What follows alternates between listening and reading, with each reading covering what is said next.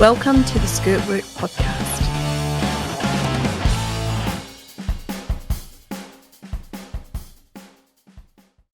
And hello, Lisa. So you must like that dress.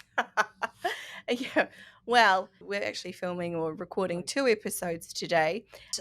We're going to stay once again in the United States with another Forbes article and about quiet ambition, Lisa. Now, I don't think anybody could ever say you and I have ever been quiet about anything, but this is called quiet ambition. And I'm confused. Yeah. I'm very confused by this article and this idea of quiet ambition. Basically, what it's saying to us is that it's about Gen Z.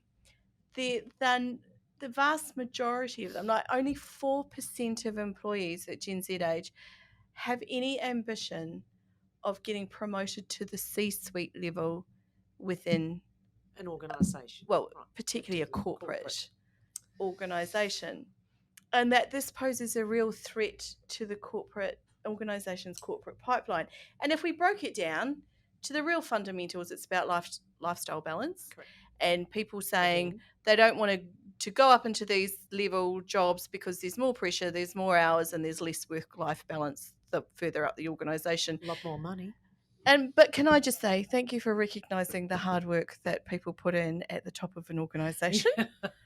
Because, yes, it's been a slog getting there. What they're saying is rather than the money and the promotion or even managing people, which I kind of get, they may be recognising that they're hard to manage, is that the top of the list of what they want is to spend time with family and friends, being physically and mentally healthy, and travelling.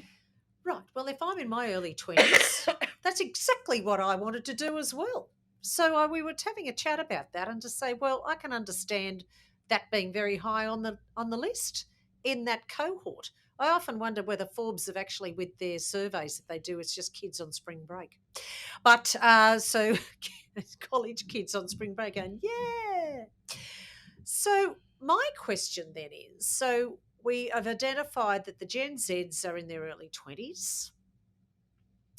And so when these Gen Zs are, say, in 10 years' time, just by the order of life, you are sort of starting to partner up. I'm not doing any stereotypes and generalizations here, but generally you tending to partner up, pitter-patter of little feet, put down roots, stay in the same spot for a while. I wonder if their attitude will change. You would kind of think that it has to. And can I just add, travelling with very, very young children, as a good friend of once said to me, is not a holiday, it's a relocation. Travelling with young children in a car to see your mother and your father-in-law and your mother-in-law is a form of torture. I 100% say that they should make mobile phones legal in cars and ban children. Yeah. 6-year-olds do not know how to stop talking. What is that? What does that do? Where does that go? What does that sign say? Did you see that car? Reminds me, my husband always tells the story where he grew up in Leeton and they were coming to Sydney, and there's 4 of them, so of course no one had seatbelts and strapped in back, So there's he and his 3 sisters. I think there was a dog who was emitting foul odours on a regular basis from what I gather, and mum and dad in the front, and of course in those days they're smoking. And I believe my just recently departed gorgeous father-in-law, Dennis Varley, got pulled over for speeding or something. God knows how he even did that in an old Vespa or something. So the police officer leant in and said, "On your way, mate, you got enough troubles of your own." Exactly right. Just imagine, my husband would tell that story. So yeah, raucous kids, chain-smoking adults, farting dog. On your way. Exactly. Sir.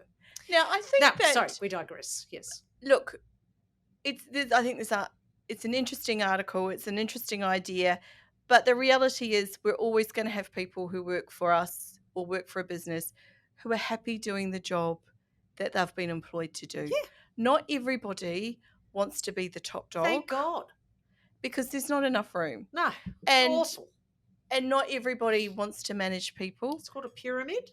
Lots of people just want to come to work, do their job, go home, live their life. It's not new. No. It's not a TikTok trend. No. And it's very interesting that the age group, and it is an age group thing because you are at that stage of your life. You're wanting to have your gap year, or you're wanting, and when you're starting on the corporate ladder, it's, as I said, once again, I'm going to invoke the example of our son just recently got his first grown-up job. He's still a little bit in uni mode, a little bit. It's just that starting to sink in, well, this now is the it's not a temp job that's going to finish next week, and that's fine. And then still planning on, he's still going out and planning on being with family. Well, I did say he doesn't spend any time with his family, but certainly his friends. And and wanting to travel and that kind of thing. Now the realisation is he just can't take 4 weeks off this year because he doesn't have the leave. That'll be a next year thing. But that's good. That's good. That's, but that is just that cycle of life. And so when we're in our early 20s, God, the thought of what's a C-suite? What does that even mean? What do I have to, no, it's a bit like superannuation. Now, I live and breathe, sort of sit inside that now because it's really relevant at my stage of life. When I was in my 20s, I wouldn't have had a clue. No. And I'm not going to pay any attention to it because it doesn't affect me now. Yeah. And when we were in, like you're saying, when we were in our 20s, what was important to us is that we had enough money to go to the pub on a Friday night and buy a round of drinks. Yes, 100%. Had to buy a few work clothes back then. Work clothes. They don't even have to worry about that now. Yeah. We have to suit up anyway. But no, that's good. So they've saved a bit of money there. Drinks are expensive though. Yeah. Our biggest thing was just having enough money to leave home. Yes. So leave home, go flatting, go into a share house, do all of that sort of stuff. And I'm sure that's all the same now too.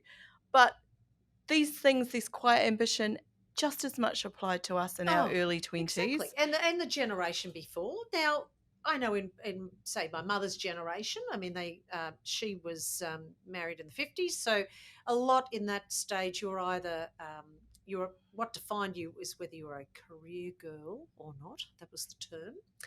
And so otherwise you sort of had a job, but then you gave up your job when you got married and you were at home, a homemaker, whilst your husband, which is what it was, went out, and it was very clearly defined. But if you go back another even before that, all the women that were doing the really, really interesting stuff during the Second World War, who then had to go back to what, if you like, society said that's what they should be doing. And here they were working in munitions factories, shocking business, having a war, but doing intelligence work. Bletchley Circle is an excellent television program about all this, about women who were doing intelligence work and then very high end. They'd never really had any testing of their mental acuity, and then they were going back and cooking meatloaf and putting the slippers in the pipe out. Yeah. So, so they had ambition they couldn't act on, and so that was a very hard transition for them. And then, of course, then you've got the next one where they would go out, but it wasn't, you couldn't combine the two. So you were either single career girl, as the term was.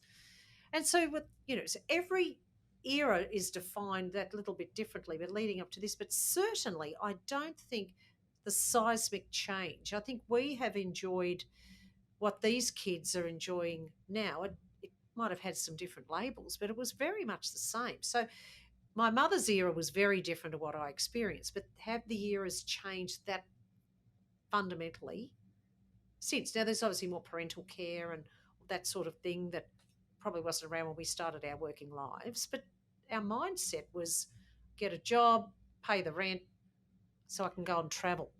Or buy a round of drinks. Or buy a round of drink, very importantly, on a Friday night. Another interesting thing that comes out of this... Which you don't get if you work from home all the time. Yeah. Can I just say, get back to the office, it's really fun.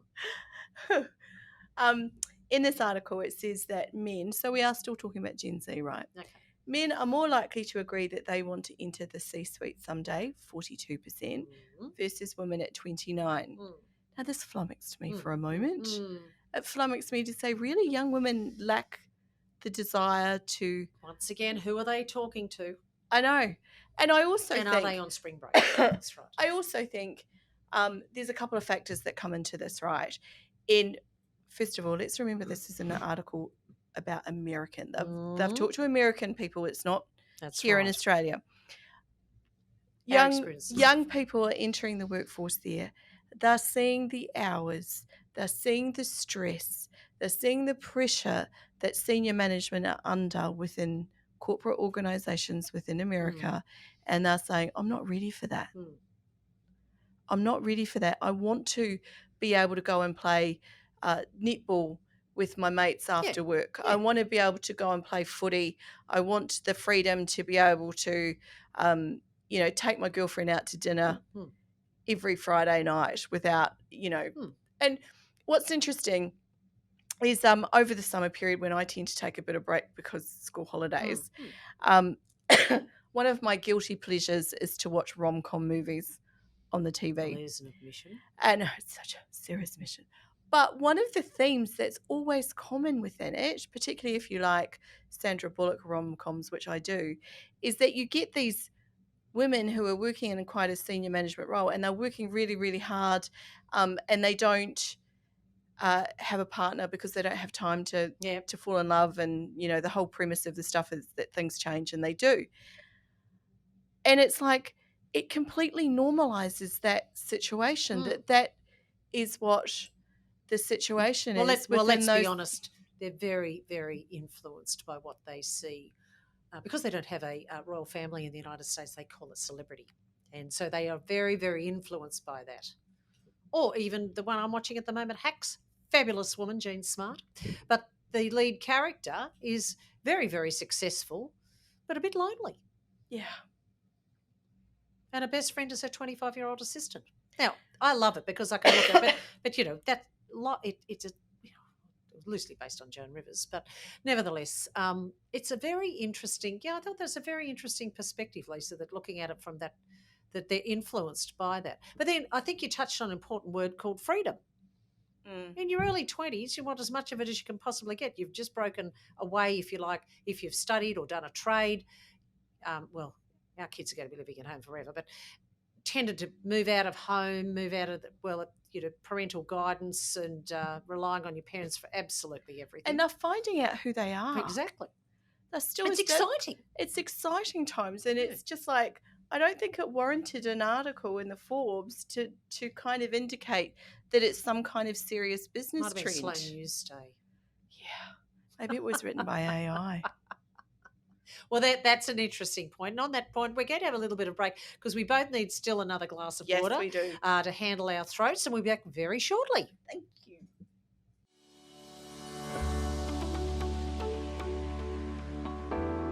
At P2P, you will have a tailored consultant that has an expert knowledge in a particular industry. We have great technology in place. We have a really great relationships with lots of different clients and a lot of candidates in the market.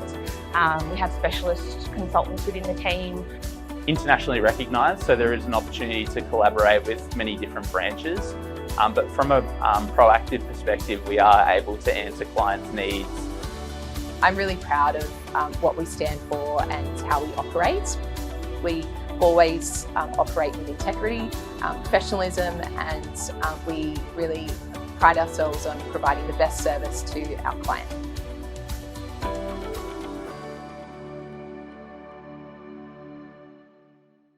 And we're back, Manda. Thank you, Lisa. Just continuing on to this confusing, discombobulating topic of the quiet achiever.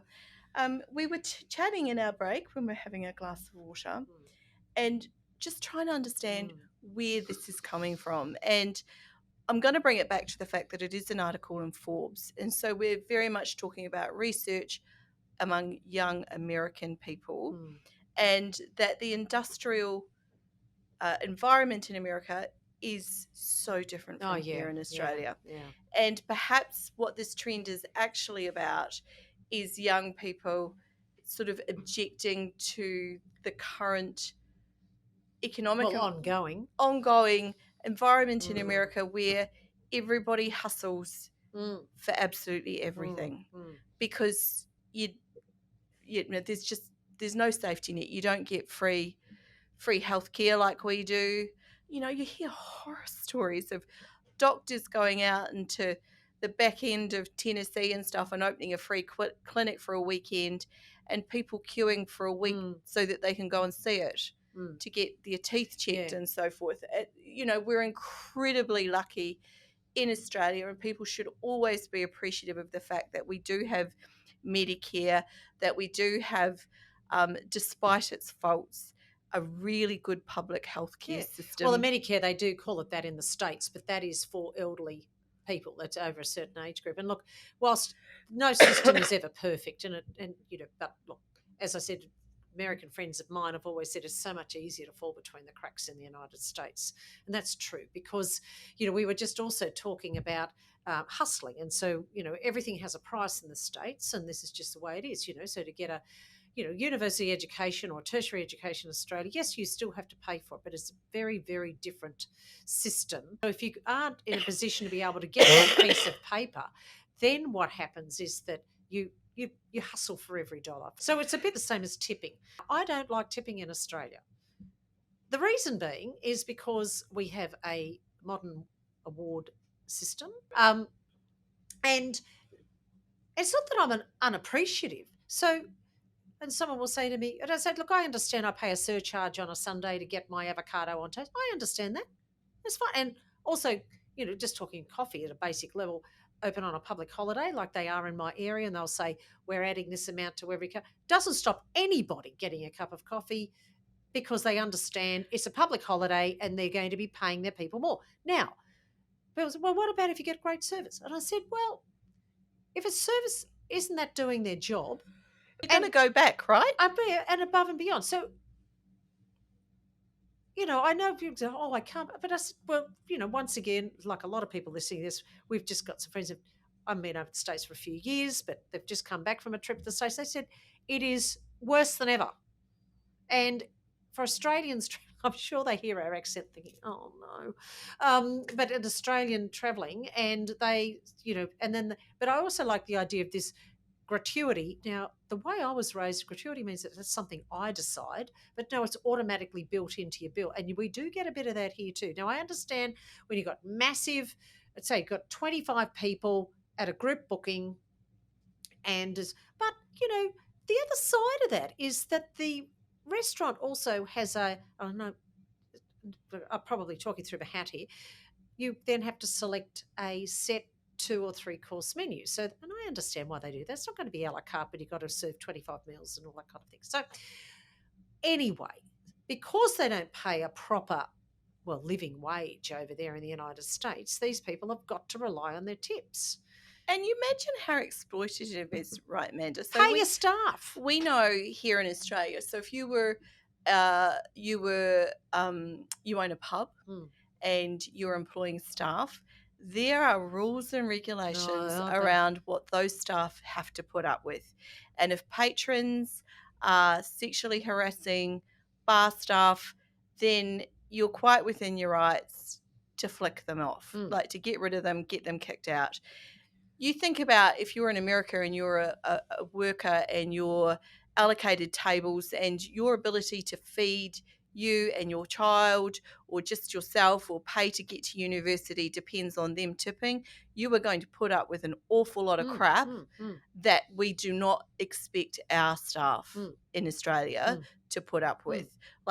And as parents with working age children, we want them to be paid a living wage. Yes. We want them to go to work. We still want them to work hard. We still want them to earn their stripes, but they're not going to do it for free, right? No. We don't expect them to hustle. We don't expect them to do that. No, because I actually charge board in my house, so they do need to earn a living wage so he can pay me. Well, I've got the opposite. My 6-year-old charges me for everything now. Mum, I slept in my own bed last night. Can I have a gold coin? Oh, you're setting a good rod for your own back there. Well, Lisa. I don't know. I'm happy to pay a $2 coin if he sleeps in his own bed, to be honest. That's the whole thing. So when I'm looking back at this Forbes article, that's confusing me, because surely all 20-year-olds want to travel and spend time with families and stuff. I'm wondering, when they're looking at that work-life balance, personal time, and how they're using words like they don't want job stress or excessive work demands and burnout. I think we interpret those quite differently. I agree, 100%. Because look, work stress, we are built to have stress in our lives. I'm not talking about where you're catatonic and you can't. No, I'm not talking. You get nervous. It's not anxiety. You get nervous before an exam or you get nervous before a test. That is normal, completely normal. Your first day on a new job, you get a little bit nervous, completely normal. And I mean, I've just submitted something that has been on my mind because it was something new that I had to submit. It had to be done correctly in a certain format. It was all new to me. Yes, I'm still learning new things. And yes, I was probably a little bit stressed about it because I wanted to do it correctly and it had to be done on a certain time because the legislation here makes me imperative that I have to submit it. So there's a bit riding on it. Now, I do feel a sense of relief. I've just submitted that and I feel quite, but that's okay. That stress is not, it just, and keeps my juices flowing a bit of adrenaline, but that's okay.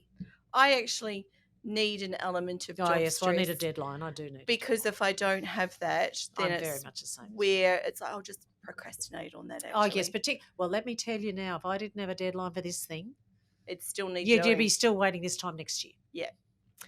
So yes, a certain amount, and look, we're talking about what we would consider normal job stresses, which is you're asked to do something and you're given a reasonable deadline. Yes. That and it's on your mind and you want to be able to, submit it because you're taking care, you care about stuff, and it just kicks that adrenaline up a little bit. We're not talking about situations where people are experiencing unacceptable stress that may be related to harassment, to bullying, to all of that stuff. Yeah.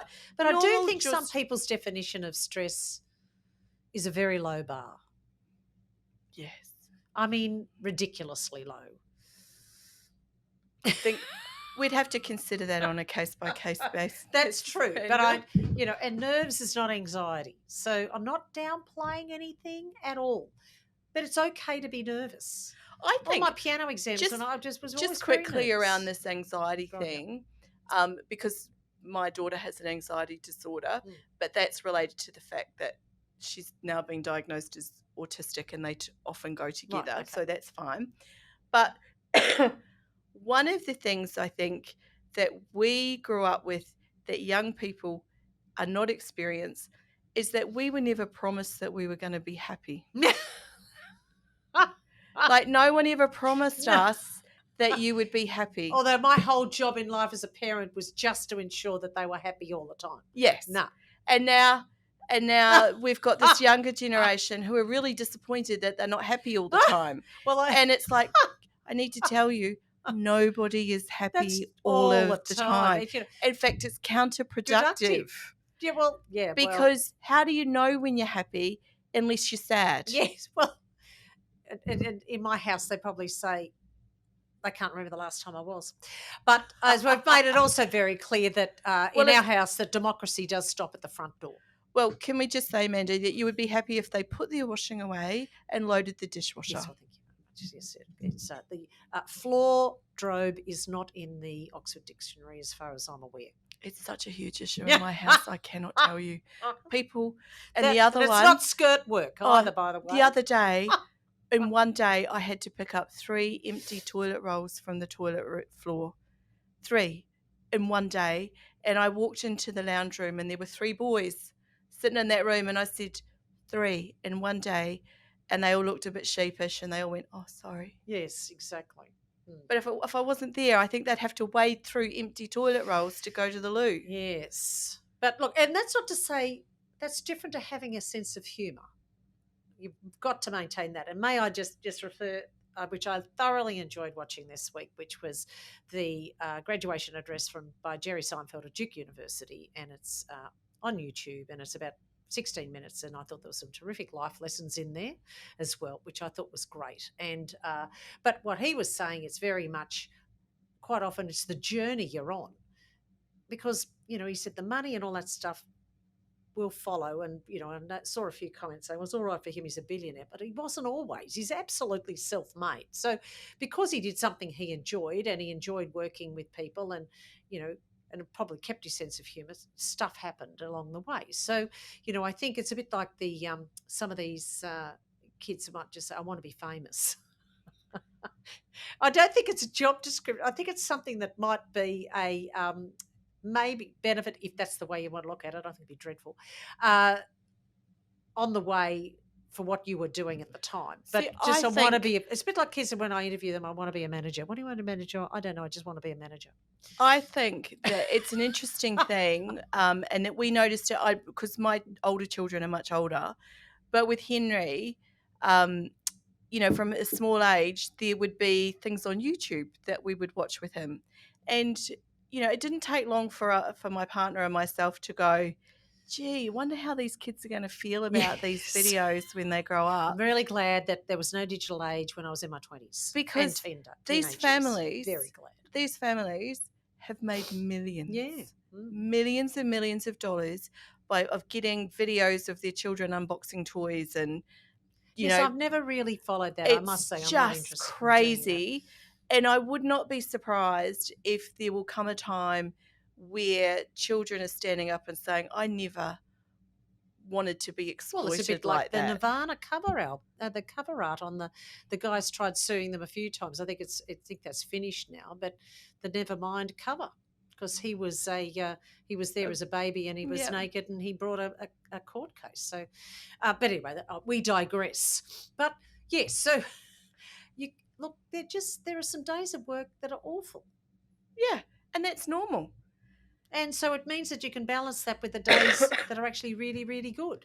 And there are days you're going to come to work and you go, I wish I'd never got out of bed today. Some days but isn't that just called life? Exactly. And there are days when you're going to be every single day, but there's just some days that are worse and some better, some are worse.